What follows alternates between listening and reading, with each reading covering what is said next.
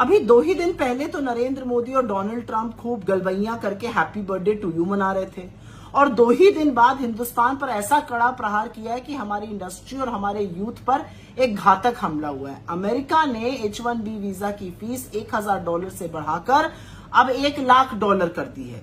इसका सीधा प्रभाव हमारी इंडस्ट्री पर होगा, हमारे यंग लोगों पर होगा, हमारे जूनियर लेवल के लोगों पर होगा जो अमेरिका जाते हैं। इसका सीधा प्रभाव जॉब अपॉर्चुनिटीज पर होगा, जिस तरह की जॉब अमेरिका में मिल सकती थी भारतीयों को। और एक बात याद रखिएगा, H1B का जो पूरा पूल होता है उसमें से करीब 72-73% इंडियंस हैं जो H1B वीजा यूज करते हैं। मतलब इसका सबसे करारा प्रहार इंडियंस पर आएगा।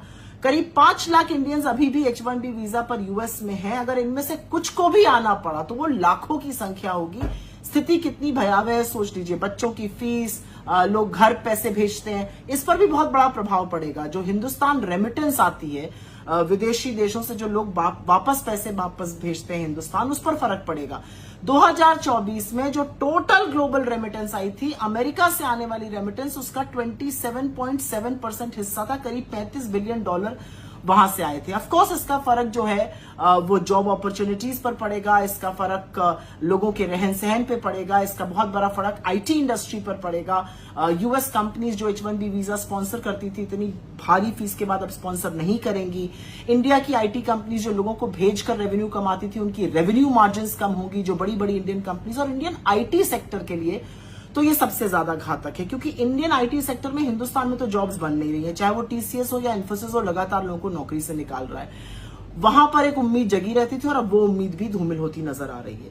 लेकिन सवाल इस बात का है कि अमेरिका लगातार भारत पर प्रहार कर रहा है, चाहे वो H1B वीजा की फीस को लेकर हो, जो $1000 से $1,00,000 कर दी गई हो, चाहे वो हमारे ऊपर 50% टैरिफ लगाना हो, चाहे वो हमारे लोगों को हथकड़ियों में बांधकर भेजना हो, चाहे वो हमें अब्यूजर और पता नहीं क्या क्या कहना हो, चाहे वो रूस से हमारे सस्ते तेल खरीदने पर सिर्फ हमारे खिलाफ एक्शन हो।